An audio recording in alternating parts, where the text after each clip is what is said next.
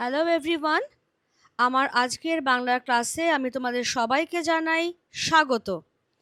আজকে আমরা পড়ব ক্লাস 11-এর ফার্স্ট সেমিস্টারে যে আন্তর্জাতিক অনুবাদ গল্পটা আছে, বিশাল ডানাওয়ালা এক থুরথুরে বুড়ো, সেই গল্পটি রচয়িতা গ্যাব্রিয়েল গার্সিয়া মার্কেস, যার জন্ম 1927 খ্রিস্টাব্দে এবং মৃত্যু 2014 খ্রিস্টাব্দে।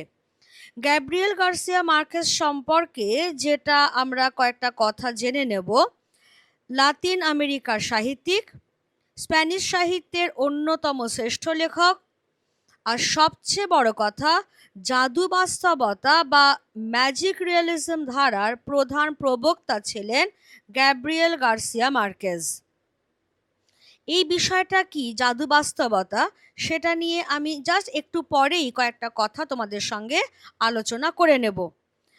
আর একটা যেটা বিষয় তার সম্পর্কে জানবা, সেটা হচ্ছে সাহিত্যে অসামান্য অবদানের স্বীকৃতি হিসেবে 1982 সালে তিনি নোবেল পুরস্কারে ভূষিত হন। এবারে এসো আমাদের এই যে টেক্সট বিশাল ডানাওয়ালা এক থুরথুরে বুড়ো, এটি ইংরেজি গল্পটির নাম a very old man with enormous wings. এটা তারই প্রচ্ছদ যেটা এখানে দেওয়া রয়েছে, তোমরা দেখতে পাচ্ছ। সেই গল্পটিরই অনুবাদ বিশাল ডানাওয়ালা এক থুরথুরে বুড়ো। অনুবাদকের নাম মানবেন্দ্র বন্দ্যোপাধ্যায়। তিনি অনেক বিদেশি সাহিত্যেরই অনুবাদ করেছিলেন। তার মধ্যে অন্যতম তার যে বইটি, সেটা হচ্ছে এই শহরে কোনো চোর নেই ও অন্যান্য গল্প। এটা একটা গল্প সংকলন, কালেকশন অফ শর্ট স্টোরিজ। এটারই অন্যতম একটি গল্প হচ্ছে বিশাল ডানাওয়ালা এক থুরথুরে বুড়ো। তোমাদের জানবার বোঝবার সুবিধের জন্য আমি এই বইটার প্রচ্ছদটাও এখানে দিয়ে দিয়েছি, এই শহরে কোনো চোর নেই ও অন্যান্য গল্প। এবারে এই গল্পে আমরা যে চরিত্রদের পাবো, সেই চরিত্ররা কারা?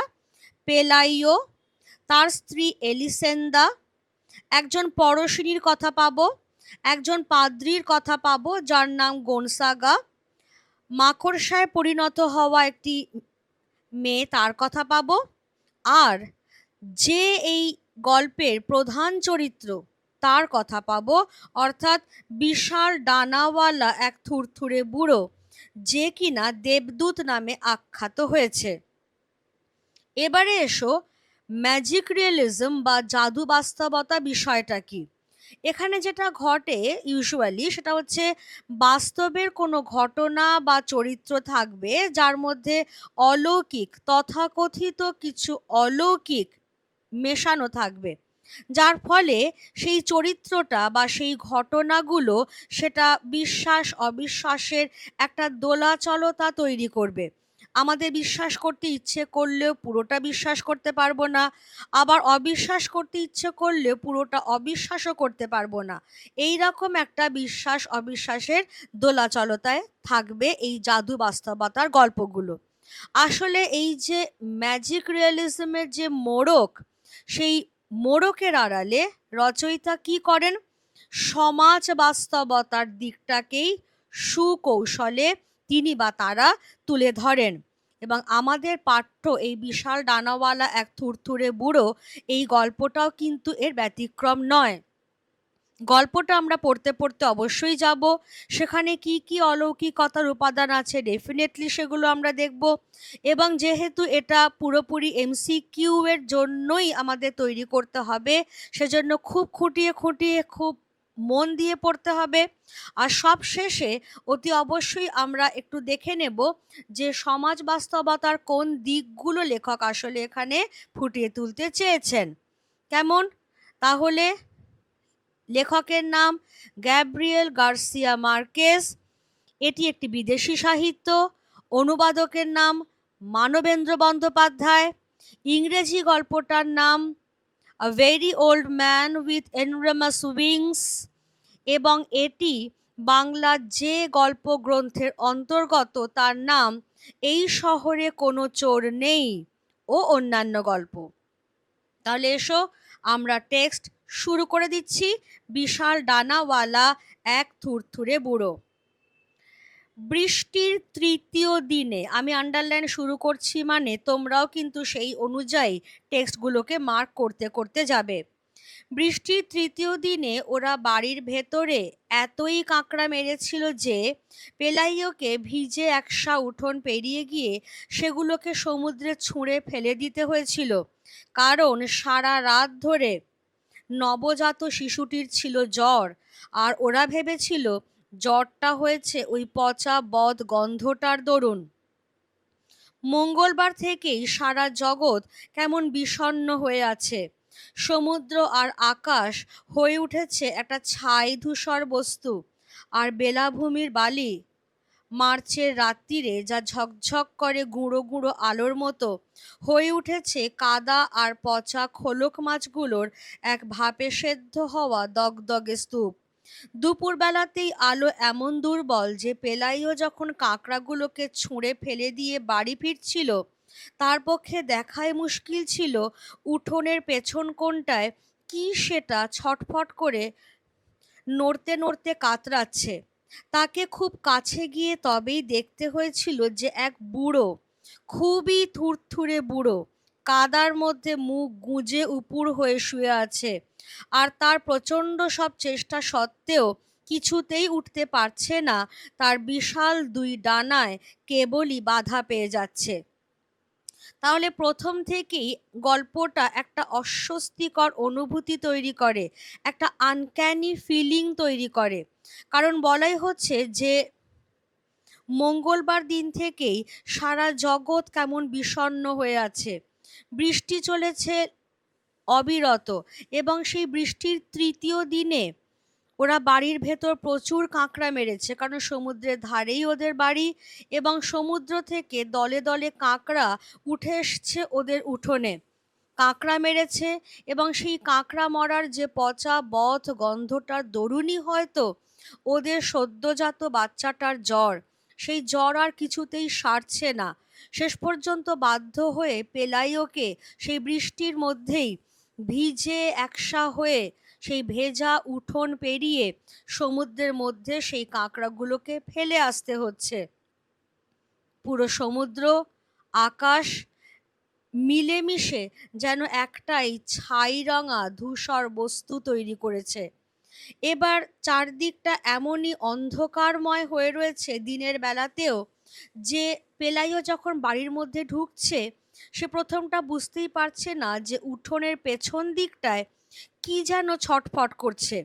খুব কাছে গিয়ে তবেই সে দেখতে পাচ্ছে যে এক থুতথুড়ে বুড়ো লোক কাদার মধ্যে মুখ গুঁজরে উপুড় হয়ে পড়ে আছে। সে ওঠবার প্রাণপণ চেষ্টা করছে বটে, কিন্তু একে তো প্রচণ্ড ঝড় বৃষ্টি হচ্ছে, তার মধ্যে সে অত্যন্ত বুড়ো, তার ওপর তার বিশাল দুটো ডানা, যেটা তাকে কিছুতেই উঠতে দিচ্ছে না, কারণ সেই ডানাগুলো ভিজে কাদায় মাখামাখি হয়ে একসাকাণ্ড।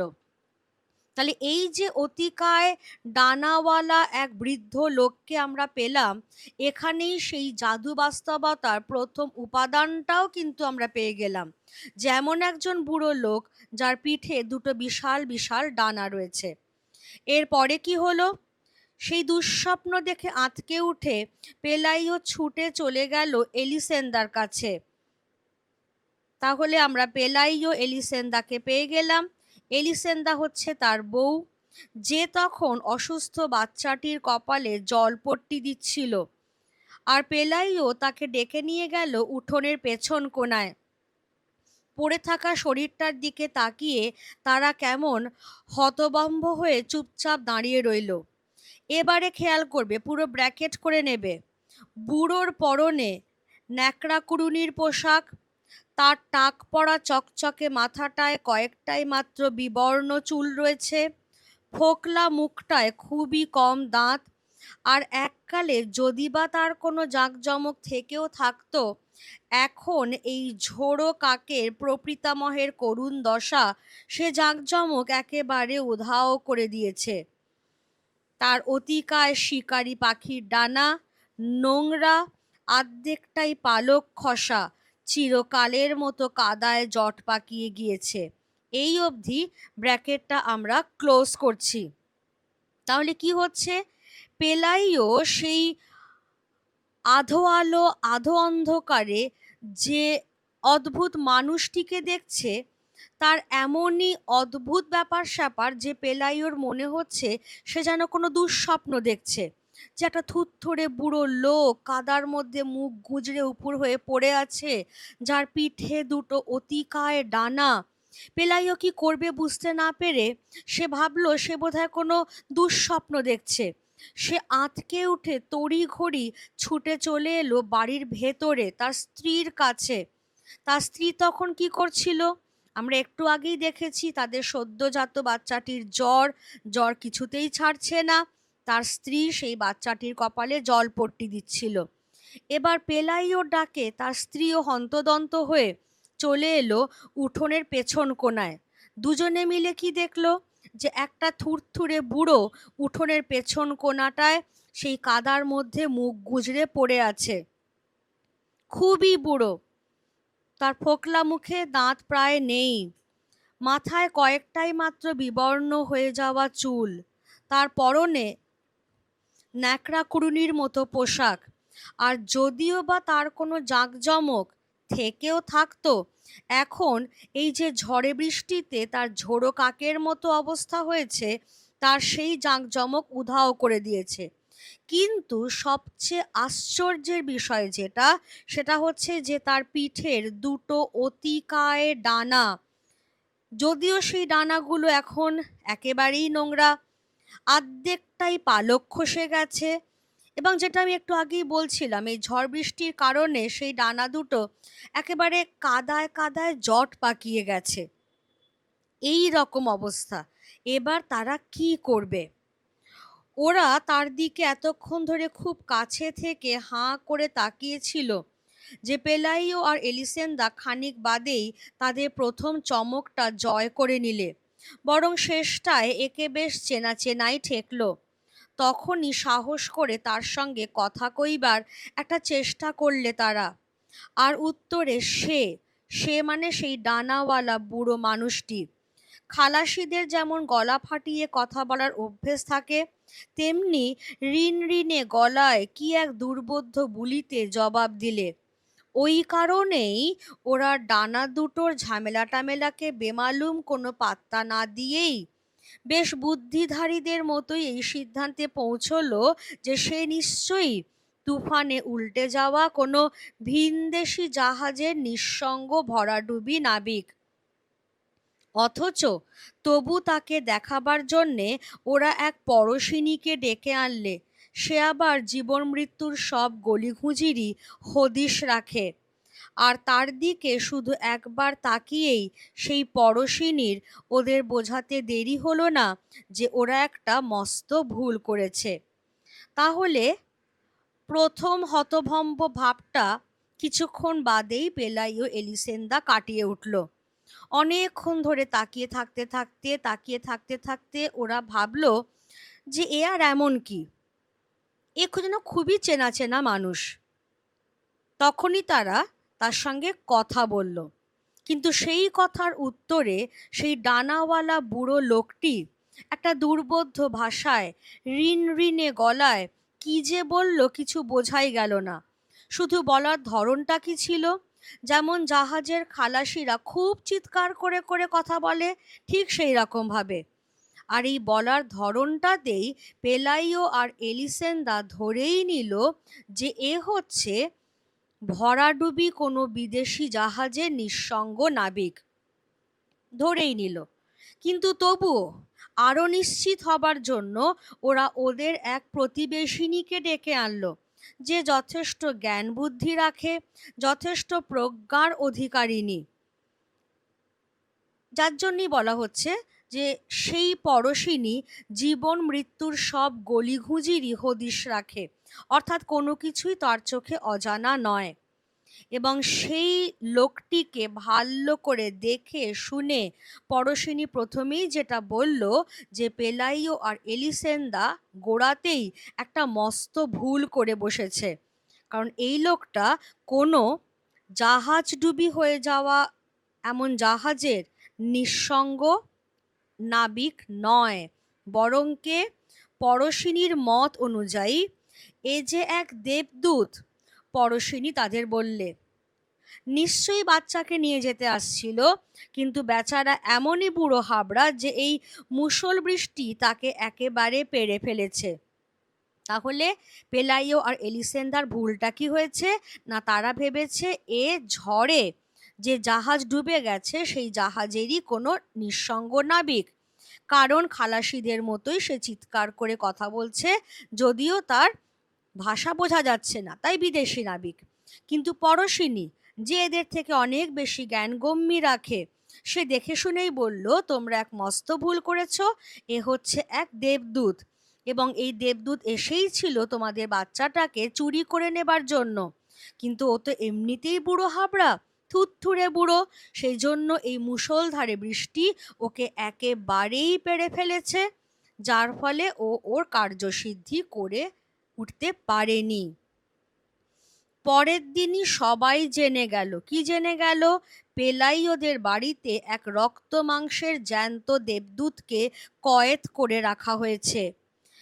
জ্ঞানে ঝুনো ওই পরশিনীর বিচার বুদ্ধিকে কোনো পাত্তা না দিয়ে, তার কাছে তখন দেবদূত মাত্রেই কোনো স্বর্গীয় ষড়যন্ত্রের পালিয়ে বাঁচা নিদর্শন।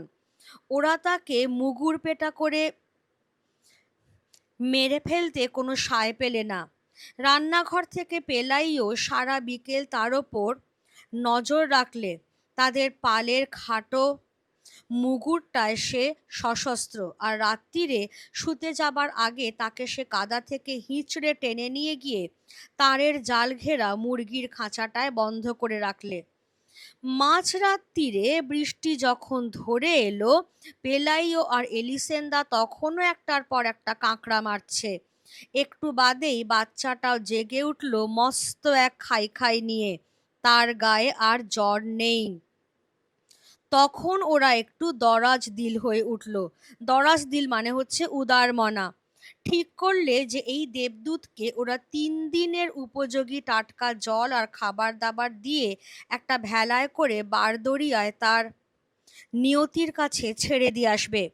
কিন্তু উষার প্রথম আলো ফোটবা মাত্র যখন ওরা উঠোনে গিয়ে হাজির হলো, ওরা দেখতে পেলে পুরো পাড়াটাই মুরগির খাঁচাটার সামনে দাঁড়িয়ে দেবদূতকে নিয়ে মজা করছে, রঙ্গ তামাশা করছে। কারোর মধ্যে কোনো সম্ভ্রমবোধ নেই।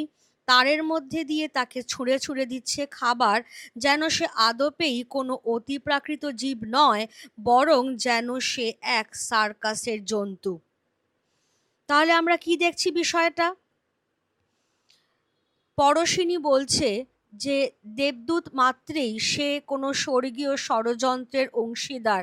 সে এসেই ছিল পেলাইও আর এলিসেন্দার বাচ্চাটাকে চুরি করে নিয়ে যাবার জন্য, কিন্তু এত ভয়ঙ্কর বৃষ্টির কারণেই সে তার কার্যসিদ্ধি করে উঠতে পারেনি। এদিকে পেলাইও আর এলিসেন্দা প্রথম থেকেই তাকে খুব একটা ষড়যন্ত্রকারী বলে ভাবতে পারেনি, যদিও পেলাইও তার অস্ত্র ধার দিয়েই রেখেছিল।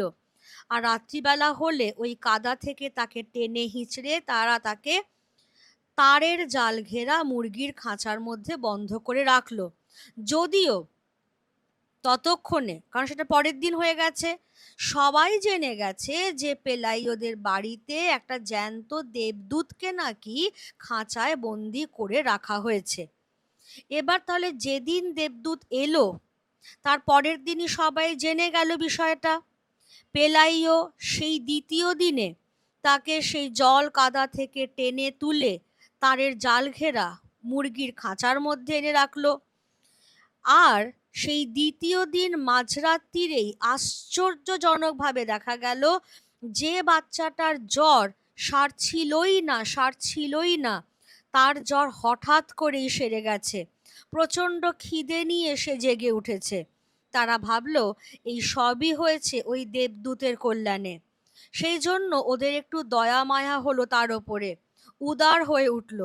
ওরা ভাবল যে ওকে আর মারধর দিয়ে কোনো দরকার নেই, বরং 3 দিনের উপযোগী জল আর খাবার দিয়ে ওরা ওকে পরের দিন সকালবেলায় ভেলায় করে বারদরিয়ায় ভাসিয়ে দিয়ে আসবে। বারদরিয়ায় মানে সমুদ্রের বাইরের দিকটায়। তারপরে ওর ভাগ্য, ও বেঁচে থাকলে বেঁচে থাকবে, না বেঁচে থাকতে পারলে না বেঁচে থাকবে। কিন্তু পরের দিন যখন পেলাইও তাদের এই সিদ্ধান্তটাকে কার্যে পরিণত করতে গেল, তার আগেই দেখা গেল যে পুরো পাড়া ভেঙে পড়েছে ওদের বাড়িতে, সেই তারের জালের খাঁচাটার সামনে। তারা সকলেই সেই দেবদূত আখ্যাত বিশাল ডানাওয়ালা থুরথুরে বুড়োকে নিয়ে মজা করছে, রঙ্গতামাশা করছে, বিভিন্ন রকমের খাবার দাবার ছুঁড়ে দিচ্ছে, ঠিক সার্কাসের জন্তুদের নিয়ে যেরকম করা হয়। কারোর মধ্যে তাকে নিয়ে কোনো সম্ভ্রমবোধ নেই, যেন সে কোনো অতিপ্রাকৃত জীব নয়, তার ডানা দুটো যেন এমনি এমনি তার সঙ্গে আছে, বরং সে কোনো সার্কাসের বিচিত্র প্রাণী, যাকে নিয়ে ঠাট্টা তামাশা অপমান মজা যা খুশিই করা যায়। এরপরে কি হলো? সকাল 7টার আগেই পাদ্রে গোনসাগা এসে হাজির। এই অদ্ভুত খবরে বেশ শঙ্কিত হয়েই হন্তদন্ত হয়ে তিনি ছুটে এসেছেন। ততক্ষণে ভোরবেলাকার দর্শকদের মতো তত রংবাজ নয় এমন দর্শকরা এসে হাজির হয়েছে, আর তারা বন্দির ভবিষ্যৎ নিয়ে নানা রকম জল্পনা কল্পনা করতে শুরু করে দিয়েছে। তাদের মধ্যে এবার 1-2 করে আমি একটু মার্ক করতে করতে যাচ্ছি। তাদের মধ্যে সবচেয়ে সরল লোকটা ভেবে ফেলেছে যে একে সারা জগতের পুরপিতা নাম দেওয়া উচিত। অপেক্ষাকৃত কঠিন হৃদয়ের লোকেদের মনে হলো একে এক 5 তারা সেনাপতির পদে উন্নীত করে দেওয়া হোক, যাতে সে সব যুদ্ধবিগ্রহই জিতিয়ে দিতে পারে। কিছু কিছু দূরদর্শীর মনে হলো, দেখো আমি কিন্তু 1-2-3 করে মার্ক করতে করতে যাচ্ছি, কিছু কিছু দূরদর্শীর মনে হলো তাকে দিয়ে যদি পৃথিবীতে কোনো ডানাওয়ালা জাতির জন্ম দেওয়ানো যায়, তবে সে জাতি হবে জ্ঞানে গুণে সবার সেরা, আর তারাই তখন বিশ্ব ব্রহ্মাণ্ডের দায়িত্ব নিয়ে নেবে। তাহলে যতক্ষণে পাদ্রে গোনসাগা এসে হাজির হলেন, কারণ তিনি একটা অদ্ভুত খবর পেয়েছেন যে পেলাইওদের বাড়িতে নাকি বিশাল ডানাওয়ালা এক দেবদূতকে তারা বন্দি করে রেখেছে, সেজন্য খুব শঙ্কিত হয়েছেন। শঙ্কিত মানে ভীত। ভয়টা কিসের? কারণ যদি পাড়ার সমস্ত লোকজন, গ্রামের সমস্ত লোকজন, আশেপাশের গ্রামের সমস্ত লোকজন এই দেবদূতকেই ঘিরে থাকে, তাহলে পাদ্রী হিসেবে গোনসাগার কিন্তু আর কোনো মর্যাদা থাকবে না, আর কোনো গুরুত্ব থাকবে না। ফলে তার গুরুত্ব যাতে হারিয়ে না যায়, তার দর যাতে কমে না যায়, সেই জন্য শঙ্কিত হয়েই সকাল 7টা বাজবার আগেই রীতিমতো হন্তদন্ত হয়ে পেলাইওদের বাড়িতে চলে এসেছেন। আর ততক্ষণে কি হয়েছে? সেই অতি ভোরবেলাকার যে বাজে ভিড়টা ছিল, সেই বাজে ভিড়টা সরে গেছে, তার জায়গায় আর একটা ভিড় জমেছে। এই ভিড়টা অপেক্ষাকৃত ভদ্র সভ্য, কারণ এরা এই বন্দি দেবদূতের ভবিষ্যৎ নিয়ে বিভিন্ন রকমের জল্পনা কল্পনা করতে শুরু করেছে। খুব সরল যে লোকটা, সে লোকটা ভাবছে, আচ্ছা একে সারা জগতের পুরপিতা এই নাম দিলে কেমন হয়। যারা একটু কঠিন হৃদয়, একটু বাস্তববাদী, তারা ভাবছে একে বরঞ্চ 5 তারা সেনাপতি। দেখবে আর্মিতে যারা অফিসাররা থাকেন বা যারা বড় বড় আইপিএস অফিসাররা হন, তাদের গায়ে ব্যাজ থাকে, কটা স্টার, 1টা স্টার, 2টো স্টার। তো সেই রকমই 5 তারা সেনাপতির পদে তাকে উন্নীত করে দেওয়া হোক, যাতে সে এই দেশটাকে সব যুদ্ধ বিগ্রহ থেকে জিতিয়ে নিতে পারে। আবার যারা দূরদর্শী, অনেক দূর অবধি ভাবতে পারেন, তারা ভাবছেন, আচ্ছা এই লোকটাকে দিয়ে একটা ডানাওয়ালা প্রজাতির জন্ম দিলে কেমন হয়, তাহলে সে জ্ঞানে গুণে সব্বার সেরা হবে সেই প্রজাতিটা, আর তারাই তখন বিশ্ব ব্রহ্মাণ্ডের দায়িত্ব নিয়ে নেবে। অর্থাৎ এই যে সাধারণ মানুষ, তাদের আর কোনো চিন্তাই থাকবে না তখন। এই সমস্ত জল্পনা কল্পনার মধ্যেই পাদ্রে গনসাগা যাজক হবার আগে যিনি কি ছিলেন, এক হট্টাকট্টা কাঠুরে, তারের বেড়ার পাশে দাঁড়িয়ে তিনি মুহূর্তে জেরা করবার জন্য প্রশ্নোত্তর সব ভেবে নিলেন, আর তাদের বললেন দরজাটা খুলে দিতে, যাতে ভেতরে গিয়ে কাছে থেকে তিনি এই হতশ্রী করুণ লোকটাকে দেখে নিতে পারেন, যাকে তখন এই ভ্যাবাচাকা খাওয়া মন্ত্রমুগ্ধ মুরগির ছানাগুলোর মধ্যে এক অতিকায় জরাজীর্ণ মুরগির মতোই দেখাচ্ছিল। সে শুয়ে আছে এক কোনায়, খোলা ডানাগুলো, তার মানে ডানাগুলো সে ছড়াতে পেরেছে এতক্ষণে, সে শুকোচ্ছে রোদ্দুরে। চারপাশে ছড়িয়ে আছে ফলের খোসা আর ছোট হাজুড়ির উচ্ছিষ্ট। ভোর ভোর ওঠা দর্শকরা এসে যেসব তাকে ছুঁড়ে দিয়েছে। তাহলে যখন এই ভিড় জল্পনা কল্পনা করছে, পাদ্রে গনসাগা তার কার্যপ্রণালী ঠিক করে নিয়েছেন। তিনি তারের জালের একপাশে দাঁড়িয়ে চট করে ভেবে নিলেন যে কি কি প্রশ্ন তিনি এই দেবদূতকে করতে পারেন, যাতে বোঝা যায় যে এ সত্যি দেবদূত নাকি কোনো ছলনাকারী ব্যক্তি। এবং ততক্ষণে কি হয়েছে, দেখা যাচ্ছে যে এই মুরগির ছানাগুলো তারা এই রকম একটা অদ্ভুত অতিকায় জন্তুকে দেখে রীতিমতো ভ্যাবাচাকা খেয়ে গেছে। আর এই ছোট ছোট মুরগির ছানার মধ্যে এই বুড়ো লোকটাকে দেখে মনে হচ্ছে যেন অতিকায় বড় একটা মুরগির ছানার মতো। এবার কাদাগুলো একটু একটু করে শুকোচ্ছে, ফলের ডানাগুলোকে সে ছড়িয়ে দিতে পেরেছে। সে কিন্তু চুপ করে বসে আছে, কারোর কথায় কানও দিচ্ছে না, কাউকে বিরক্তও করছে না, এইভাবে। আর ঠিক সেই রকম সময়ে পাদ্রে গনসাগা তিনি কি করলেন, তিনি মুরগির খাঁচার মধ্যে ঢুকে পড়ে তাকে লাতিনে সুপ্রভাত জানালেন। কারণ লাতিন বলাই হয় খ্রিস্টানদের মধ্যে প্রচলিতই আছে ভগবানের ভাষা। খাঁচাটার তখন কিরকম অবস্থা, অসম্ভব নোংরা। কারণ সেই অতি ভোরবেলায় সেই অতি কৌতূহলী ব্যক্তিরা যারা এসেছিল, যারা ওর দিকে সার্কাসের জন্তু ভেবে বিভিন্ন রকম খাবারের খোসা, খাবার দাবার ইত্যাদি ছড়িয়ে দিয়েছিল, তখনও সেগুলো পরিষ্কার করে হয়ে ওঠেনি। সেজন্য সেই নোংরা খাঁচার মধ্যে পাদ্রে গনসাগা তারের জালের দরজা ঠেলে ঢুকলেন এবং তাকে লাতিনে সুপ্রভাত জানালেন। জগতে ধৃষ্টতা আর ঔদ্ধত্য তার অচেনা বলে সে মানে এই বিশাল ডানাওয়ালা লোকটি, সে শুধু তার প্রত্ন প্রাচীন চোখ তুলে গুনগুন করে কি একটা বললে তার ভাষায়। এ যে এক জোচ্চোর ফেরেববাজ, এ বিষয় এ তল্লাটের যাজনপল্লীর এই পুরুতটির মনে প্রথম সন্দেহটা দানা বেঁধে উঠল, বিশেষত যখন দেখতেই পেলেন এ ঈশ্বরের ভাষাই বোঝে না, কিংবা জানেও না কি করে ঈশ্বরের উজির নাজিরদের সম্ভাষণ করতে হয়। তারপর তিনি খেয়াল করে দেখলেন যে খুব কাছে থেকে নজর করলে তাকে বড্ড বেশি মানুষ মানুষ দেখায়। তার গা থেকে বেরোচ্ছে খোলামেলার এক অসহ্য গন্ধ, তার ডানাগুলোর পেছন দিকে গজিয়েছে নানা রকম পরভৃত, আর তার প্রধান পালকগুলোর সঙ্গে দুর্ব্যবহার করেছে পার্থিব সব হাওয়া।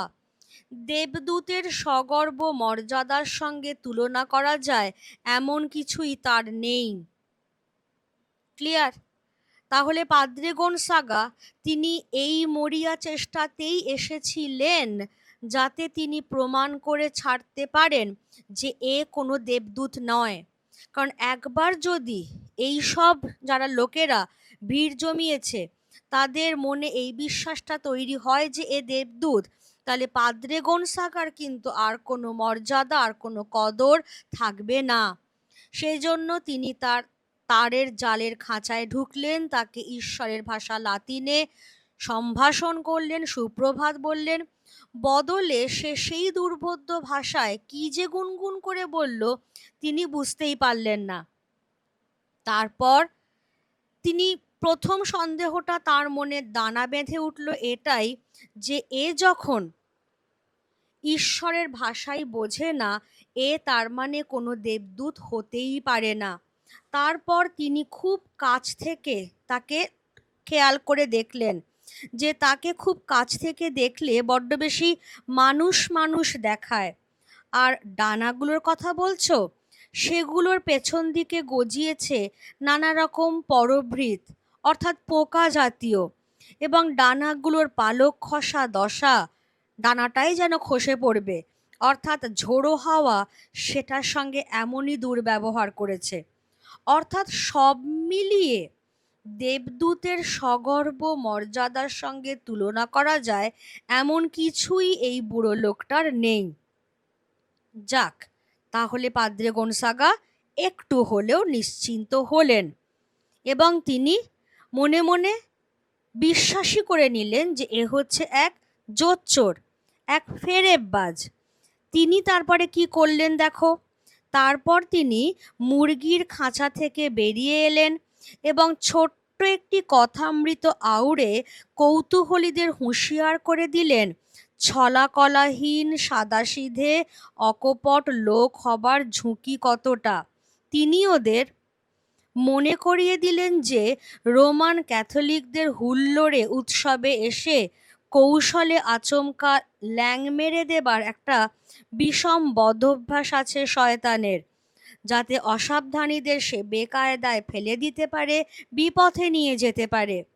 তিনি যুক্তি দিয়ে বোঝালেন যে কোনো ডানা যদি কোনো বাজ পাখি আর উড়োজাহাজের তফাৎ নির্ধারণ করে নেবার কোনো আবশ্যিক উপাদান না হয়, তবে দেবদূতদের শনাক্ত করবার বেলায় ডানার গুরুত্ব তো আরোই কম।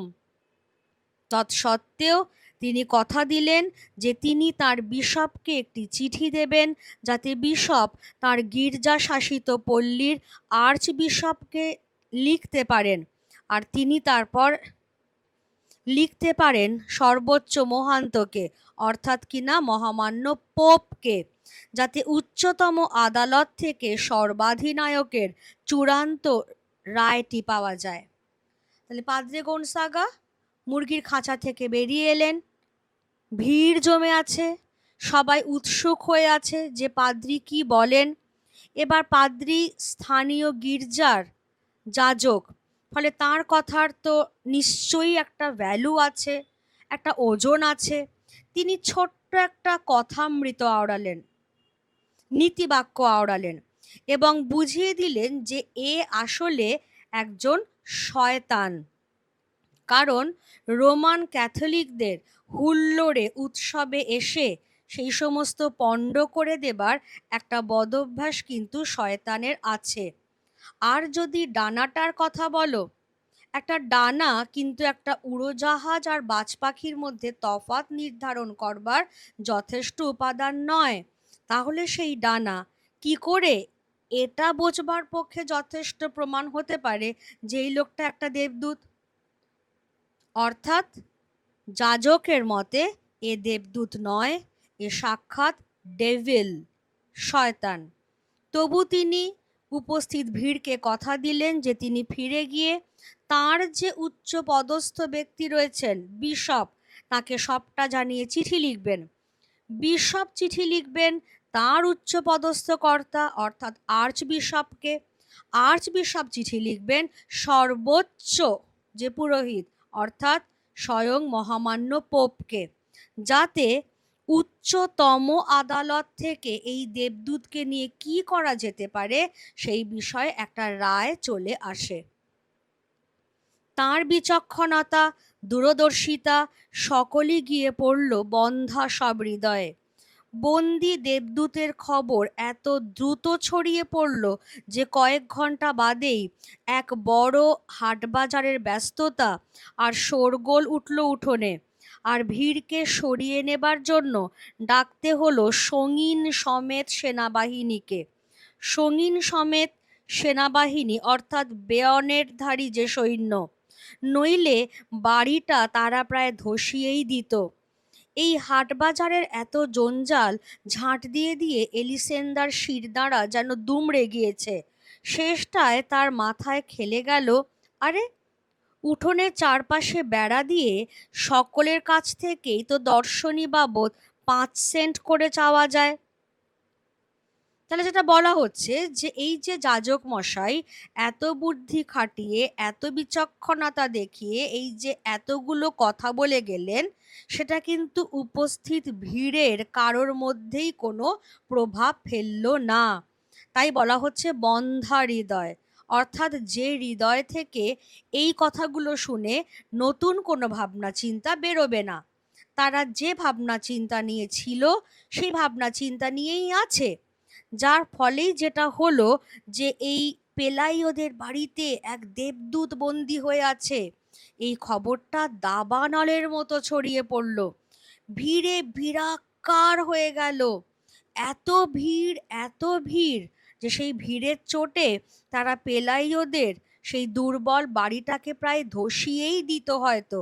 তাই বাধ্য হয়ে পেলাইওদের বেয়নেটধারী সৈন্যবাহিনীকে ডাকতে হলো, যাতে তারা সেই ভিড়টাকে সরিয়ে দিতে পারে। এবার ভিড় হয়েছে মানে রাজ্যের জঞ্জাল পড়েছে সেখানে। সেই উঠোনময় জঞ্জাল ঝাঁট দিয়ে পরিষ্কার করতে করতে এলিসেন্দার শিরদাঁড়া প্রায় বেঁকে যাবার জোগাড়। আর তখনই এই পরিশ্রমের কাজ করতে করতেই তার মাথায় চট করে একটা বুদ্ধি খেলে গেল যে আরে, এক কাজ করলে কেমন হয়, এই দেবদূতকে তো আমরা বন্দি করেই রেখেছি, তাহলে চারদিকে উঠোনের চারপাশে একটা বেড়া দিয়ে দিই না কেন? তাহলেই একজন একজন করে লোক সেই বেড়া পেরিয়ে তারের জালের কাছে আসবে, 5 সেন্ট করে দর্শনী দেবে এবং দেবদূতকে দেখবে। তাহলে তো আর এই ভিড় সামলানো বা জঞ্জাল পরিষ্কার এতটাও কষ্টের বলে মনে হবে না, কারণ এতটাই টাকা পয়সা আদায় হবে। যেমন ভাবা তেমন কাজ, প্রচুর ভিড় হচ্ছে আর সবার কাছ থেকেই পেলাইওরা 5 সেন্ট করে দর্শনী নিচ্ছে। এবারে খেয়াল করো, কৌতূহলীরা এলো দূর দূরান্তর থেকে। কেমন তারা? এটার একটু পরে আমরা আসছি। তার মাঝখানে বলা হচ্ছে এক ভ্রাম্যমাণ সার্কাস দলও এসে পৌঁছলো, যার ছিল এক উড়ন্ত দরবাজিকর। দরবাজিকর মানে হচ্ছে দক্ষ জাদুকর। সে ভিড়ের ওপর বার কয় ভোঁ ভোঁ করলে, কিন্তু কেউ তার দিকে কোনো পাত্তাই দিলে না, কারণ তার ডানাগুলো মোটেই কোনো দেবদূতের মতো ছিল না, বরং সেগুলোকে দেখাচ্ছিল কোনো নক্ষত্র বাদুড়ের মতো। ভিড় হলে যা হয় তোমরাও দেখবে, পুজো টুজোর সময় বা কোনো মেলা বসলে যখন বিশাল ভিড় হয়, তখন সেখানে খাবারের দোকানদার আসে, বিভিন্ন খেলনাওয়ালা আসে, বিভিন্ন খেলা করবার লোকেরা আসে। তো এখানেও পেলাইওদের বাড়িতে দূর দূরান্তর থেকে সব কৌতূহলীরা এসে হাজির হয়েছে, ভিড়ে ঠাসা বাড়িটা।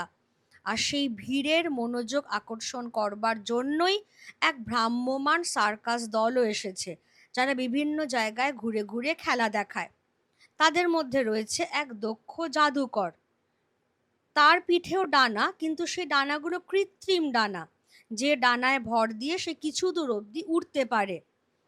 কিন্তু দেখা গেল যে এই ভ্রাম্যমাণ সার্কাস দল বা এই দক্ষ বাজিকর কেউই এই ভিড়টা দৃষ্টি আকর্ষণ করতে পারল না, কারণ এই ডানাগুলোকে দেবদূতের ডানার সঙ্গে তুলনাই করা যায় না, নেহাতি চেনা চেনা। এবার এই যে কৌতূহলীরা এসেছিল, সেই কৌতূহলীরা কেমন? জগতের সবচেয়ে, এখান থেকে আমি আবার ব্র্যাকেট শুরু করছি, জগতের সবচেয়ে দুর্ভাগা ও অশক্তরা এলো স্বাস্থ্যের সন্ধানে। এলো এক বেচারি মেয়ে, জন্ম থেকেই যে গুনে যাচ্ছিল তার বুকের ধুক ধুক, গুনতে গুনতে এখন সে সব সংখ্যাই শেষ করে ফেলেছে। এলো এক পর্তুগিজ, কিছুতেই যে কখনো ঘুমোতে পারে না, কারণ তারাদের কোলাহল তার ঘুম কেবলই চটিয়ে দেয়। এলো এক ঘুমে হাঁটা লোক, যে দিনে জেগে থাকা অবস্থায় যা যা করেছে সব রাত্রিরে ঘুমের ঘোরে উঠে গুবলেট করে দেয়। এই অবধি ব্র্যাকেট ক্লোজ করে দাও। এছাড়াও কত কত জন, তাদের অবশ্য অত ভয়াবহ সব অসুখ নেই। তাহলে এই যে কৌতূহলীরা এলো, তাদের মধ্যে আমরা অনেক রকম মারাত্মক মারাত্মক অসুখ বলো বা মানসিক বিশৃঙ্খলা বলো, সেই ধরনের মানুষকে পাচ্ছি। যেমন সবচেয়ে দুর্ভাগা, সবচেয়ে অশক্তরা যারা এলো, তারা এলো যে দেবদূত যদি ওদেরকে স্বাস্থ্যবান করে দিতে পারে, কারণ দেবদূত মানেই তার তো অলৌকিক ক্ষমতা আছে। এক বেচারি মেয়ে যে জন্ম থেকেই এত দুর্বল, এত দুর্বল, তার হার্ট বা তার হৃৎপিণ্ড এতটাই অসুস্থ যে জন্ম থেকেই সে তার বুকের ধুকপুকানি গুনে যাচ্ছে, গুনতে গুনতে এখন প্রায় শেষের পর্যায়ে, হয়তো আর বেশি দিন সে বাঁচবেও না। সে আরো কটা দিন বাঁচবার আয়ু চাইবার জন্য এসেছে। এসেছে এক পর্তুগিজ, যে রাত্রিবেলা কখনো ঘুমোতে পারে না, কারণ তার কেবলই মনে হয় যে আকাশের তারারা এত হই হট্টগোল করছে যে তার ঘুম ভেঙে যাচ্ছে। তার মানে এটাও এক ধরনের মানসিক অসুস্থতা। আর একজন লোক, সে দিনের বেলা ভালো থাকে, সব কাজ ঠিকঠাক করে, রাত্রিবেলা যেই ঘুমোয়, ঘুমের ঘোরে সে হাঁটতে শুরু করে, এবং তখনই দিনে সে যা যা ঠিক ঠিক কাজ করেছিল, রাত্রিবেলা সেগুলো ঘুমের ঘোরে সব গুবলেট করে দেয়। ফলে কারোর জীবনেই কিন্তু শান্তি নেই। আর সেই জন্যেই তারা এই সমস্ত অসুস্থতা থেকে মুক্তি পাবার জন্যেই আজকে দেবদূতের সাহায্য প্রার্থী হয়ে এসেছে। আরও অনেক অনেক মানুষও এসেছে, কিন্তু তাদের আবার এই সব রকমের অতটা ভয়াবহ অসুখ নেই।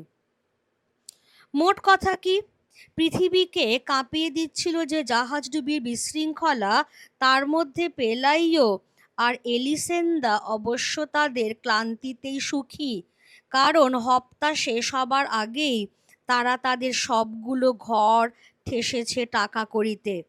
আর ভেতরে ঢোকবার পালা কখন আসে, তার জন্যে যে তীর্থযাত্রীর সার অপেক্ষা করছে বাইরে, তা এমনকি দিগন্তও পেরিয়ে কোথায় চলে গিয়েছে। তাহলে বিশাল ভিড় হয়েছে, ময়লা হয়ে যাচ্ছে, চারদিক জঞ্জালে ভরে উঠছে, সেগুলো সব পরিষ্কার করতে হচ্ছে পেলাইও আর এলিসেন্দাকে। ক্লান্ত হয়ে পড়ছে তারা, কিন্তু এই ক্লান্তিটা তাদের পক্ষে সুখকর, কারণ প্রত্যেকের কাছ থেকে তারা দর্শনী বাবদ 5 সেন্ট করে আদায় করছে। ফলে সপ্তাহ শেষ হবার আগেই তারা তাদের সবকটা ঘর টাকা পয়সায় একেবারে ঠেসে দিয়েছে। আরও খুশি কেন? কারণ এখনো যে বিশাল ভিড়টা আছে, সেই ভিড়টা দিগন্ত ছাড়িয়ে চলে গেছে, অর্থাৎ তার শেষ দেখা যাচ্ছে না। তাহলে আরও কত কত টাকা রোজগার হবে, সেটা ভেবেই তারা খুশিতে ডগমগ। এইগুলোই তাহলে আমি যেটা বলছিলাম, যে ম্যাজিক রিয়েলিজমের আড়ালে সেই সমাজ বাস্তবতার দিকগুলো। একটা হচ্ছে পাদ্রে গনসাগার দিক, যিনি দেবদূতকে নিয়ে চিন্তিত নন, চিন্তিত হচ্ছেন তার নিজের কদর কমে গেল কিনা।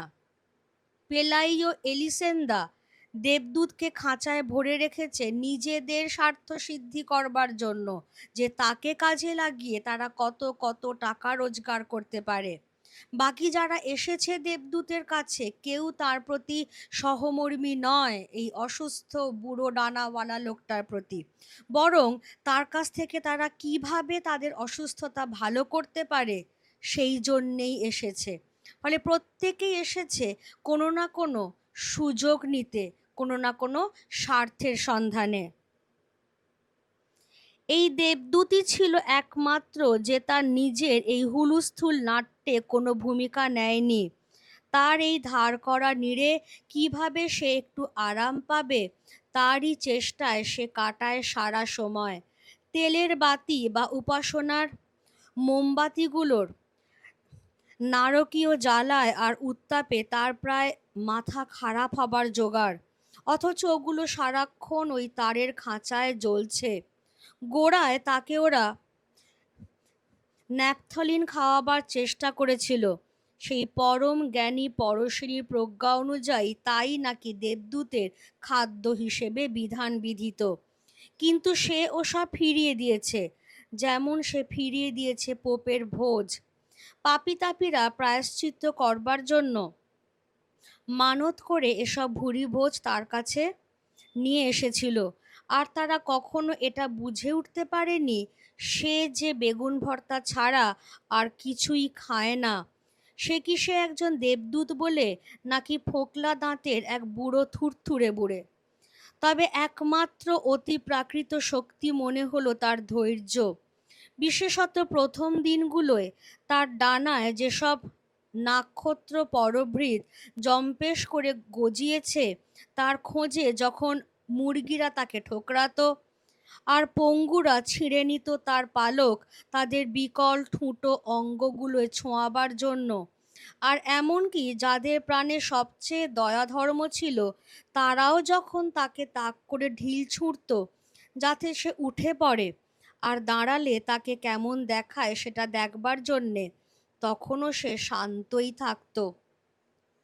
একমাত্র যেবার তারা তাকে উস্কে তাতিয়ে দিতে পেরেছিল সে তখনই, যখন তারা তার পাশটা পুড়িয়ে দিয়েছিল তপ্ত লোহায়, যা দিয়ে ছ্যাঁকা লাগিয়ে তারা বলদের গায়ে মার্কা দিত।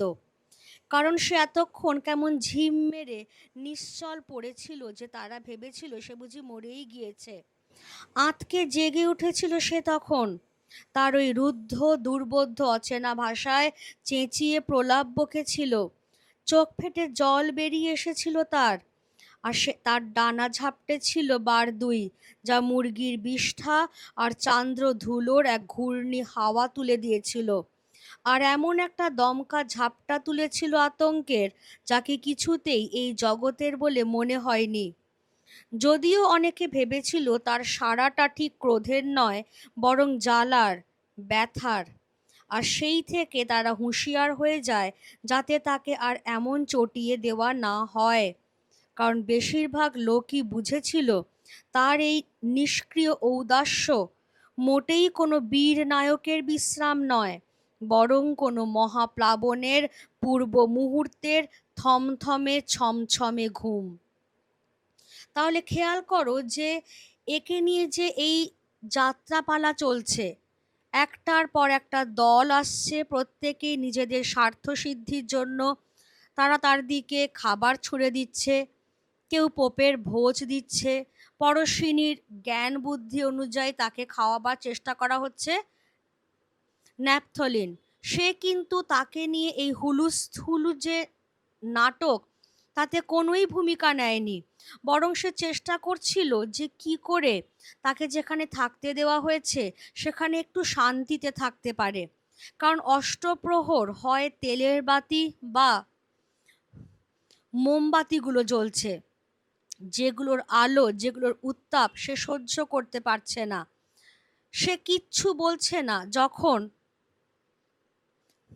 মুরগিগুলো তার ডানায় যে পোকাগুলো হয়েছে সেগুলো খাবার জন্য তার ডানা ঠোকরাচ্ছে, বা পঙ্গু লোকেরা তার ডানার পালক ছিঁড়ে ছিঁড়ে নিচ্ছে তাদের পঙ্গু অঙ্গগুলোতে ছোঁয়াবার জন্য। এমনকি যাদের সবচেয়ে দয়ামায়া আছে তারাও তার দিকে লক্ষ্য করে ঢিল ছুঁড়ছে, শুধু এইটা দেখবার জন্য যে ও উঠে দাঁড়ালে কেমন লাগে।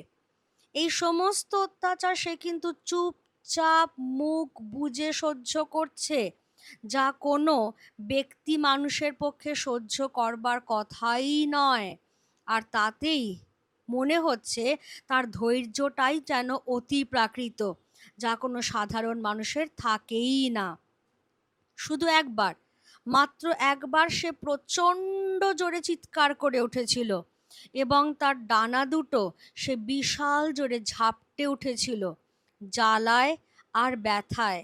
কারণ একদল নিষ্ঠুর মানুষ, বলদের গায়ে ছ্যাঁকা দেওয়া হয় যে তপ্ত লোহা দিয়ে, সেইটা দিয়ে তার গায়ে ছ্যাঁকা দিয়েছিল শুধু এই মজাটা দেখবার জন্য সে বেঁচে আছে না মরে গেছে। কিন্তু এমনই ভয়ঙ্কর সেই চিৎকার করে উঠেছিল সেই দেবদূত, এমনই বিশাল জোরে সে তার ডানা ঝাপটে উঠেছিল যে তারাই থতমত খেয়ে গেছিল, শিউরে উঠেছিল আর সাবধান হয়ে গিয়েছিল যে একে আর এই রকম ভাবে বিরক্ত করা যাবে না। কারণ এ যদি একবার সত্যি সত্যি বিরক্ত হয়ে যায় তাহলে কিন্তু প্রলয় ঘটে যাবে। বাড়ির ঝি চাকরানীদের প্রেরণা পাওয়া সব সূত্র দিয়েই পাদ্রে গোনসাগা ভিড়ের ছ্যাবলামিটা ঠেকিয়ে রেখেছিলেন। বন্দির প্রকৃতি সম্বন্ধে চূড়ান্ত রায় কি আসে তারই জন্য অপেক্ষা করছিলেন তিনি। কিন্তু রোম থেকে আসা চিঠিতে কোনো তাড়াই দেখা গেল না। তারা তাদের সময় কাটিয়ে দিলে এই সব প্রশ্নে। বন্দির কোনো নাভি আছে কিনা, তার কথাবার্তার সঙ্গে সিরিয়ার প্রাচীন ভাষার কোনো সম্পর্ক আছে কিনা, একটা সূঁচের ডগায় তার মতো কটা মাথা এঁটে যায়, অথবা সে কি নিছকই নরওয়ের কোনো লোক গায়ে ডানা লাগিয়ে নিয়েছে। এইসব তুচ্ছ অতি সংক্ষিপ্ত চিঠিগুলো হয়তো সময়ের শেষ অবধি যাতায়াত করতে থাকতো যদি না এক দৈব ঘটনা পাদ্রে গোনসাগার সব নাজেহাল বিপত্তির একটা ইতি টেনে দিত। তাহলে পাদ্রে গোনসাগা তার বিশ্বস্ত সূত্র মারফত সমানে খবরাখবর রাখছেন যে ওই দেবদূতকে ঘিরে ভিড়টা বাড়ছে না কমছে, অর্থাৎ তার কদর সেই অনুযায়ী কমছে না বাড়ছে। কিন্তু রোম থেকে যে চিঠিগুলো আসছে সেই চিঠিগুলো একটাও পাদ্রে গোনসাগার মনের মতো আশাব্যঞ্জক চিঠি নয়, বরং তারা কেবল সময় কাটাচ্ছেন এটা ওটা সেটা বলে, যে একটা ছুঁচের ডগায় তার মতো কটা মাথা এঁটে যায়, সে কি সাধারণ কোনো মানুষ পিঠে দুটো ডানা লাগিয়ে নিয়েছে, মানে এমন কিছুই নেই, খুব গুরুত্বপূর্ণ কিছু নেই। বোঝাই যাচ্ছে যে তারাও সময় কাটাবার জন্যই চিঠি চালাচালি করছেন। তো এই চিঠি চালাচালিই হয়তো চলতে থাকতো, পাদ্রে গোনসাগা হয়তো অনিদ্রা রোগে ভুগতেই থাকতেন, যদি না আর একটা কোনো দৈব ঘটনা ঘটতো যাতে তার এই যে নাজেহাল দশাটা চিরকালের জন্য থেমে যেত। তাহলে কি সেই আর একটা দৈব ঘটনা ঘটেছিল? কি ওই দিনগুলোয় আরও সব কত কত উৎসব, মেলা আর সার্কাসের হরেকরম বা আকর্ষণের মধ্যে শহরে এসে পৌঁছেছিল একটি মেয়ের ভ্রাম্যমাণ প্রদর্শনী, যে তার বাবা মার কথার অবাধ্য হয়েছিল বলে মাকড়সা হয়ে গিয়েছে। দেবদূতকে দেখতে যত পয়সা দিতে হয়, একে দেখতে যেতে তার চেয়ে কম পয়সা দর্শনী বাবদ দিতে হয়। এটা পয়েন্ট নাম্বার 1 করো। শুধু তাই নয়, তার এই অসম্ভব দশার জন্য লোককে যা খুশি প্রশ্ন করবারও সুযোগ দেওয়া হয়। নাম্বার 3, এমনকি তাকে আগাপাস্তলা খুঁটিয়েও দেখতে দেওয়া হয় যাতে তার এই বিভীষিকার সত্য মিথ্যা সম্বন্ধে কারো মনেই কোনো সন্দেহ না থাকে। সে এক ভয়ঙ্কর তারান্তুলা, একটা মস্ত ভেড়ার মতো বড়, আর তার মাথাটা এক বিষাদময়ী কুমারী মেয়ের। যা ছিল সবচেয়ে হৃদয় বিদারক তা কিন্তু তার এই তাজ্জব আকৃতি নয়, বরং তার অকৃত্রিম দুঃখী করুণ গলা, যে গলায় সে তার দুর্ভাগ্যের সব খুঁটিনাটি বর্ণনা করত। কিরকম বর্ণনা? কিভাবে সে মাকড়সা হয়ে গেছিল? যখন সে একেবারেই ছেলে মানুষ, এক নাচের আসরে যাবে বলে কাউকে কিছু না জানিয়ে সে তার বাবা মার বাড়ি থেকে বেরিয়ে এসেছিল, আর অনুমতি না নিয়ে সারা রাত ধরে নাচবার পর সে যখন এক বনের মধ্যে দিয়ে ফিরছিল, তখন হঠাৎ এক ভয়ঙ্কর বজ্রপাত আকাশকে দুভাগে ফেড়ে দিয়েছিল, আর ফাটলের মধ্যে দিয়ে নেমে এসেছিল জ্বলন্ত গন্ধকের এক বিদ্যুৎ শিখা, যা তাকে বদলে দিয়েছিল এই আজব মাকড়সায়। কেমন? তাহলে ভিড় হচ্ছে, সেই ভিড়কে আকৃষ্ট করবার জন্য সার্কাস আসছে, নানা উৎসব হচ্ছে, মেলা বসছে, তারই মধ্যে এসে হাজির হচ্ছে এক ভ্রাম্যমাণ মেয়ের প্রদর্শনী। তার দেহটা এক বিশাল ট্যারান্টুলা মাকড়সার মতো। ট্যারান্টুলা মাকড়সার কথা তোমরা সবাই জানো, ভয়ঙ্কর বিষাক্ত লোমশ মাকড়সা। তার মুখটাই শুধু এক কুমারী মেয়ের। সেই মেয়েটি তার সত্যিকারের দুঃখী গলাতে কি করে সে মাকড়সা হয়ে গেল তার করুণ কাহিনী সবাইকে শোনায়।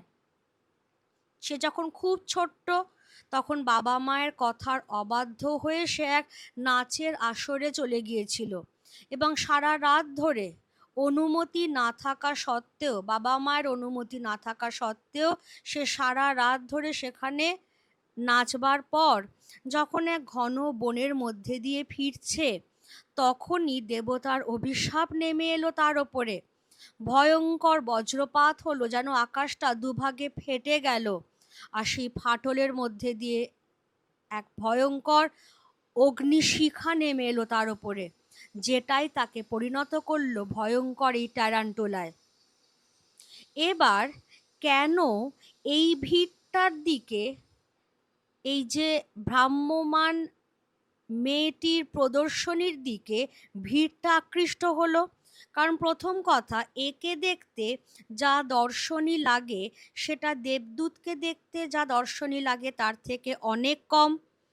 দ্বিতীয়ত, সে কেন এরকম হয়েছে, কিভাবে এরকম হয়েছে ইত্যাদি সংক্রান্ত যা খুশি প্রশ্ন তাকে করা যায় সে তার উত্তরও দেয়, যেখানে দেবদূত যে কি বলে এরা ঠিক বুঝেই উঠতে পারে না। আর তৃতীয়ত, তাকে খুব খুঁটিয়ে খুঁটিয়ে দেখতেও দেওয়া হয়, আর দেবদূতকে এরা দেখতে পায় মুরগির খাঁচার বাইরে থেকে, যার ফলেই বুঝতে পারছো যে এই ভিড়টার আকর্ষণ ক্রমশ হেলছে ওই মাকড়সায় পরিণত হওয়া মেয়েটির প্রদর্শনীর দিকে। যাদের প্রাণে দয়াদাক্ষিণ্য আছে তারা তার মুখে মাংসের বড়া ছুঁড়ে দেয়, একমাত্র তাই তাকে একদিন ধরে বাঁচিয়ে রেখেছে। তাহলে দেবদূত খায় বেগুন ভর্তা, মাকড়সা মেয়েটি খায় মাংসের বড়া। এগুলো কিন্তু একটু খেয়াল করবে। এরকম এক দৃশ্য যার মধ্যে এতই মানবিক সত্য আর এমন এক ভয়ঙ্কর শিক্ষা আছে যে তা চেষ্টা না করেও হারিয়ে দিতে পারে কোনো উদ্ধত দেবদূতের প্রদর্শনী। যে দেবদূত কিনা কচ্ছিৎ কখনো নাক সিটকে তাকায় মর্তবাসীদের দিকে। তাছাড়া দেবদূতের নামে যে কটা অলৌকিক অঘটনের দায় চাপিয়ে দেওয়া হয়েছিল তা শুধু এক ধরনের মানসিক বিশৃঙ্খলাই বোঝাচ্ছিল। যেমন এক অন্ধ আতুর, সে তার দৃষ্টি ফিরে পায়নি বটে, তবে তার 3টে নতুন দাঁত গজিয়ে গিয়েছিল। কিংবা এক পঙ্গু বেচারি, যে হেঁটে হেঁটে গিরি লঙ্ঘন করতে পারেনি বটে, তবে একটা লটারি প্রায় জিতেই যাচ্ছিল। কিংবা এক কুষ্ঠ রোগী, যার ঘাগুলো থেকে গজিয়েছিল সূর্যমুখী ফুল। কোনো সান্ত্বনা পুরস্কারের মতো এসব অলৌকিক কাণ্ড আসলে প্রায় বৃষদৃশ্য সব মশকরা বা কৌতুকের মতোই। আর এসবের ফলেই দেবদূতের মানসম্ভ্রম খ্যাতি ধুলোয় লুটিয়ে পড়েছিল। তারপর মাকড়সায় বদলে যাওয়া মেয়েটি আসতেই তার সব নামডাক একেবারেই ধসে পড়ল। এইভাবেই পাদ্রে গনসাগা তার অনিদ্রা রোগ থেকে চিরকালের মতো রেহাই পেয়ে গেলেন। আর পেলাইওদের উঠোন সেই রকমই ফাঁকা হয়ে গেল 3 দিন 3 রাত্রির, যখন একটানা ঝমঝম করে বৃষ্টি পড়েছিল আর কাঁকড়ারা হাঁটছিল তাদের শোবার ঘরে। যেটা আমি একটু আগেই বোঝাচ্ছিলাম, যে দেবদূতের কাছ থেকে এই ভিড়টা কিন্তু কিছুই পায়নি, কারণ দেবদূত এদের প্রশ্নের কোনো উত্তরই দেয় না। কোনো সময় হয়তো ইচ্ছে হলো একবার নাক সিটকে তাদের দিকে তাকালো, আর যারা এসেছিল তাদের স্বার্থ সিদ্ধি করবার জন্য দেবদূতের অলৌকিক ক্ষমতা কাজে লাগিয়ে তাদের নিজেদের কিছু সুরাহা করে নেবার জন্য সেগুলোর একটাও ফলেনি। তার বদলে যেগুলো যেগুলো হয়েছে সেগুলো সব কিম্ভূত কিমাকার কিছু হাসি মশকরার মতোই। তার পাশাপাশি যখন তারা একটা বিকল্প পেয়ে গেল মাকড়সা মেয়ের, যাকে খুব কাছ থেকে দেখা যায়, যাকে খুঁটিয়ে খুঁটিয়ে প্রশ্ন করা যায়, যার দর্শনীয় অনেক কম, খুব স্বাভাবিকভাবেই এই হতাশাগ্রস্ত ভিড়টা সেই দিকে তখন আকৃষ্ট হলো। দুটো জিনিস হলো এর ফলে। পাদ্রি গনসাগা যে অনিদ্রায় ভুগছিলেন, যে তাঁর এবার কি হবে, সেই অনিদ্রা রোগ থেকে তিনি চিরকালের জন্য মুক্তি পেয়ে গেলেন। আর পেলাইওদের উঠোন সেই আগেকার মতো ৩ দিন ৩ রাত টানা বৃষ্টির সময় তাদের উঠোন যেরকম ফাঁকা ছিল সেই রকমই ফাঁকা হয়ে গেল।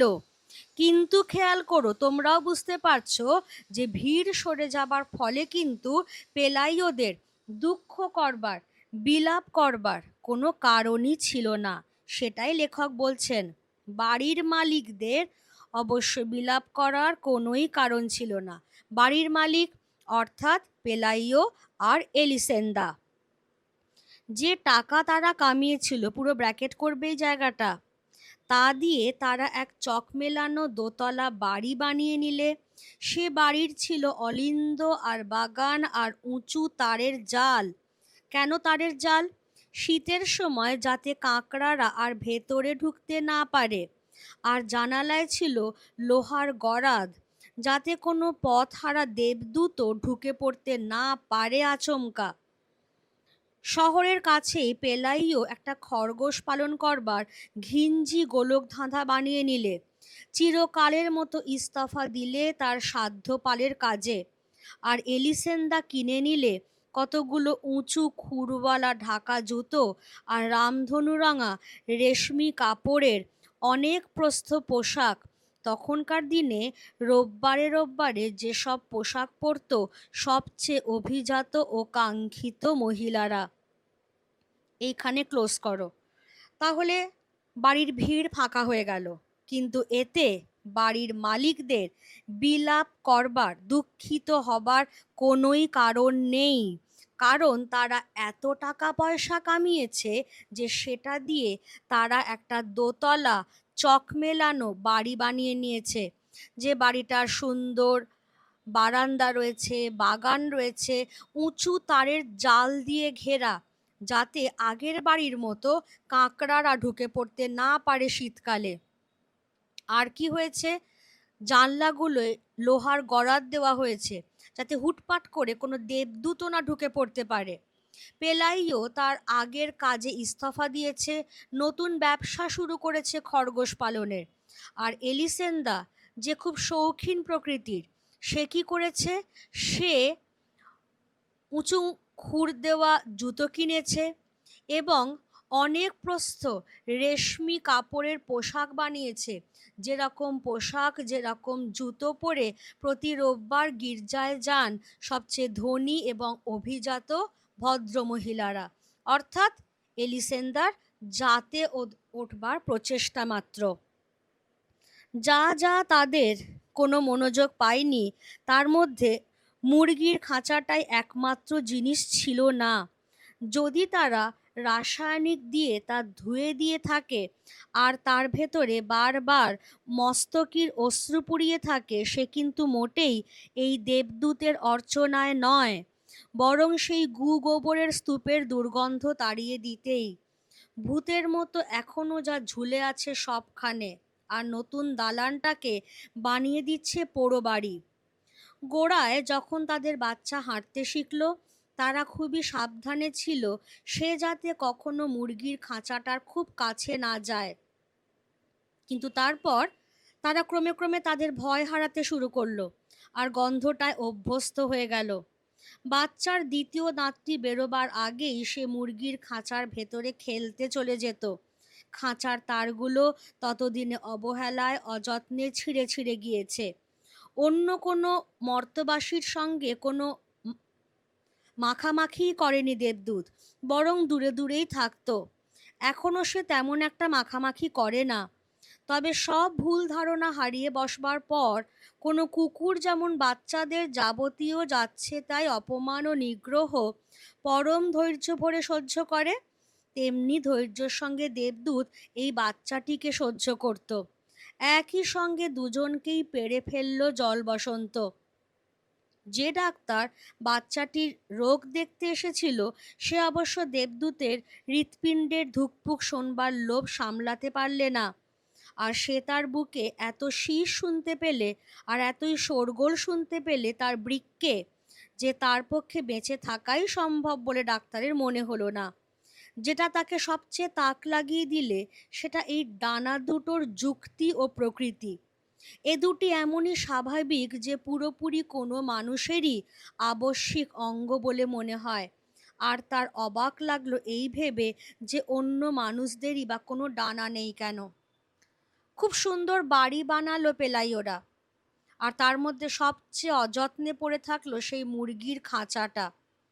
সেখানে তারা বিভিন্ন রকম গন্ধ দিতে লাগলো বটে, কিন্তু সেটা দেবদূতের পুজো করছে বলে নয়, বরং সেখানে এই যে মুরগির বিষ্ঠা, বিভিন্ন রকম পচা নোংরা জমে জমে যে গন্ধ তৈরি হয়েছিল, সেই গন্ধগুলোকে দূর করবার জন্য। তারা ভয়ে ভয়ে থাকতো যে তাদের বাচ্চাটা না ভুলবশত মুরগির খাঁচার মধ্যে ঢুকে পড়ে, কারণ সে আস্তে আস্তে হাঁটতে শিখেছে।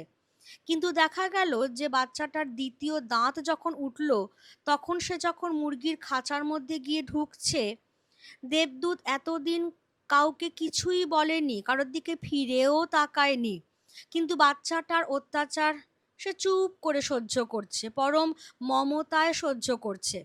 আর বাচ্চাটা আর দেবদূত এতটাই পরস্পরের সঙ্গে মিশছে যে দুজনেরই একসঙ্গে একই অসুখ হচ্ছে, জল বসন্ত। যে ডাক্তার বাচ্চাটাকে দেখতে আসছেন, তিনি ওই দেবদূতকে দেখবার লোভ সামলাতে পারছেন না।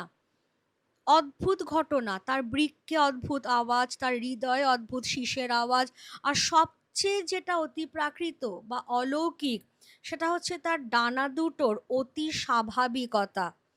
এমনভাবে সেটা গায়ের সঙ্গে জুড়ে আছে যে মনে হয় যেন সেটা মানুষেরই স্বাভাবিক অঙ্গ। ডাক্তার তখন আরোই আশ্চর্য হয়ে যাচ্ছেন যে অন্য মানুষেরই বা ডানা নেই কেন। ফলে এখানেও আমরা জাদু বাস্তবতা বা ম্যাজিক রিয়েলিজমের উপাদান কিন্তু পাচ্ছি। বাচ্চা যখন স্কুলে যাওয়া শুরু করলো, সেটা রোদে বৃষ্টিতে মুরগির খাঁচার সম্পূর্ণ ধ্বংসের কিছুকাল পরে। দেবদূত তাহলে মুরগির খাঁচাটা পুরো নষ্ট হয়ে গেছে, দেবদূত তাহলে বাইরে বেরিয়ে আসতে বাধ্য হয়েছে। এখন এখানে সেখানে ঘুরে বেড়ায়, পথ হারা দিক ভোলা কোনো মুমূর্ষের মতো। ওরা তাকে ঝ্যাঁটা মেরে বার করে দেয় শোবার ঘর থেকে, কিন্তু পরক্ষণেই তাকে দেখে রান্নাঘরে। একই সঙ্গে তাকে এত বিভিন্ন জায়গায় দেখা যায় বলে মনে হয় যে তারা অবাক হয়ে ভাবে, এর আবার আরো কতগুলো সংস্করণ হয়ে গেল নাকি? সে কি নিজেকেই তৈরি করছে বাড়ির সকল কোনায় খামচিতে? আর বিপর্যস্ত ও তিতিবিরক্ত এলিসেন্দা ডুকরে গলা ছেড়ে চেঁচিয়ে মেচিয়ে বলতে লাগলো, দেবদূতে দেবদূতে থই থই করা কোনো নরকে বাস করা কি যে জঘন্য কাণ্ড! দেবদূত এখন খেতেই পারে না কিছু, তার প্রত্নপ্রাচীন চোখও এখন এত ঘোলাটে হয়ে গেছে যে সবসময় সে জিনিসপত্রে ধাক্কা খায়। তার শেষ পালকগুলোর নিছক সূক্ষ্ম জালের মতো দাঁড়গুলোই এখন আছে তার। পেলাইও একটা কম্বল ছুঁড়ে দেয় তার ওপর, তাকে করুণা করে একটা আটচালার নিচে শুতে দেয়।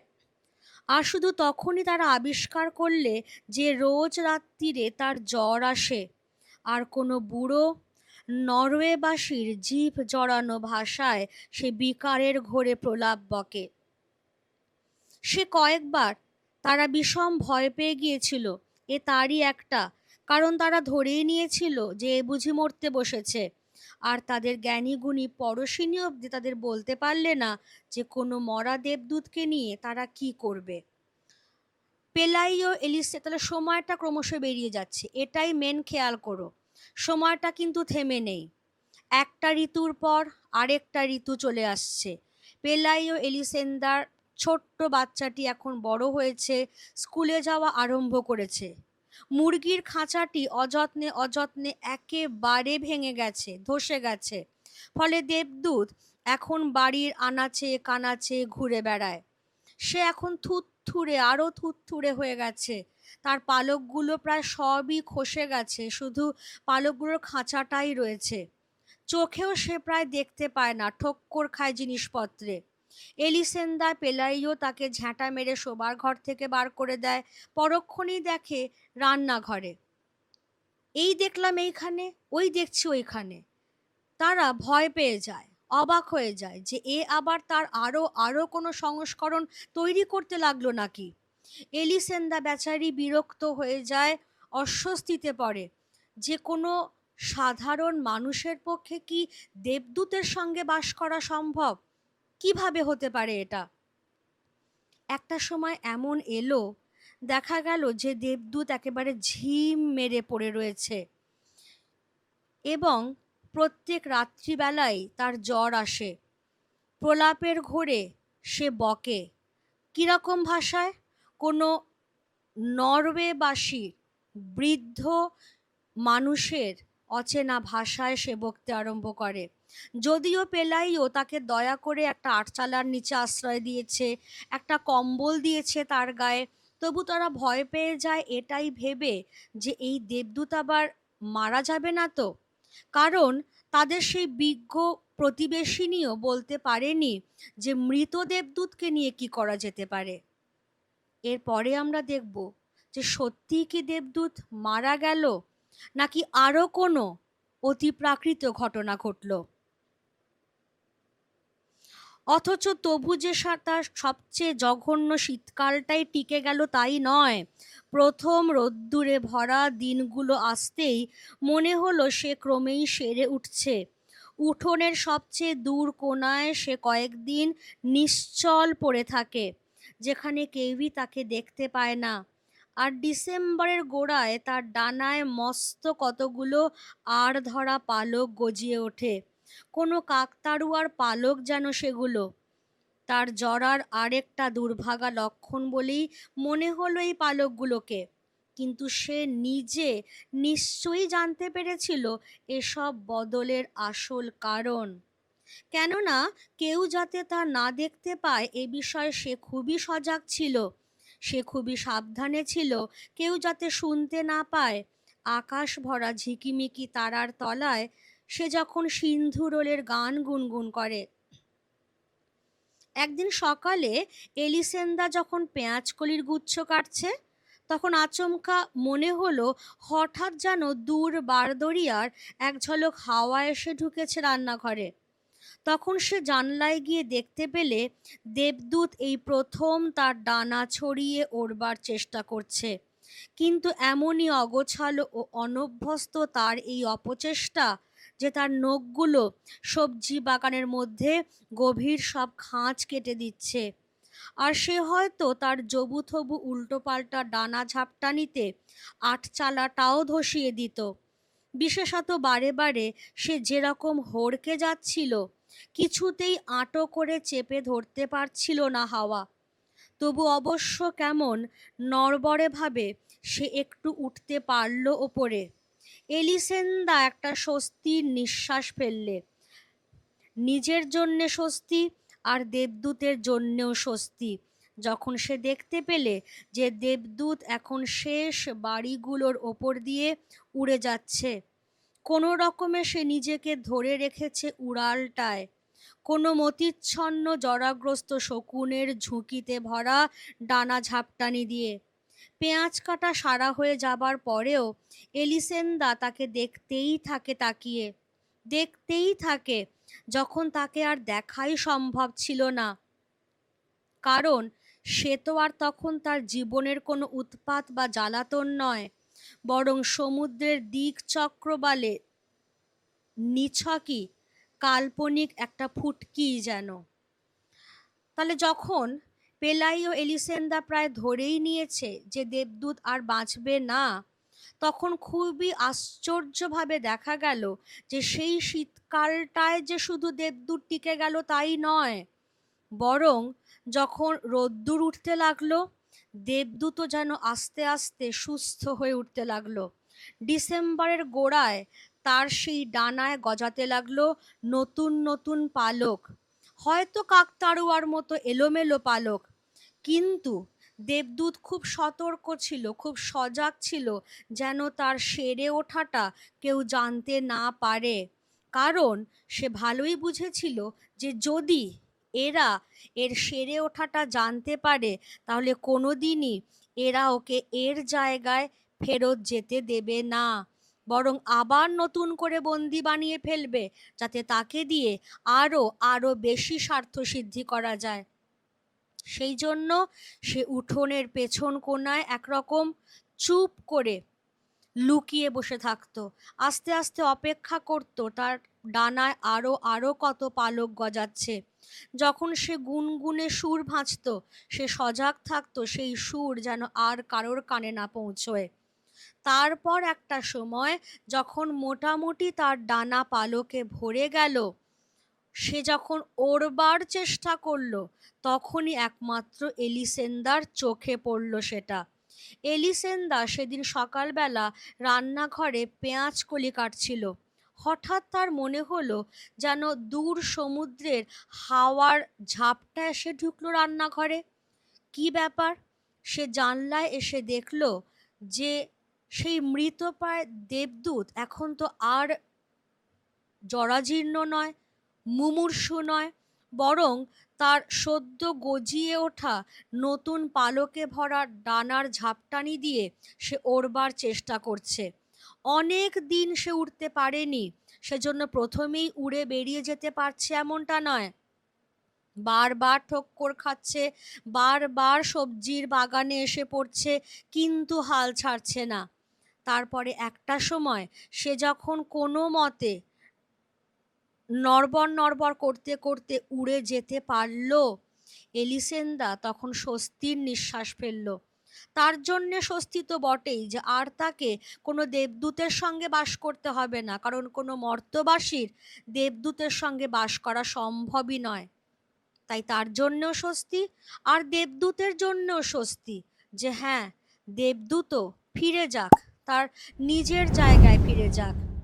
কিন্তু একভাবে তাকিয়েই রইল এলিসেন্দা, কারণ একরকম উদাসও হয়ে পড়েছে সে।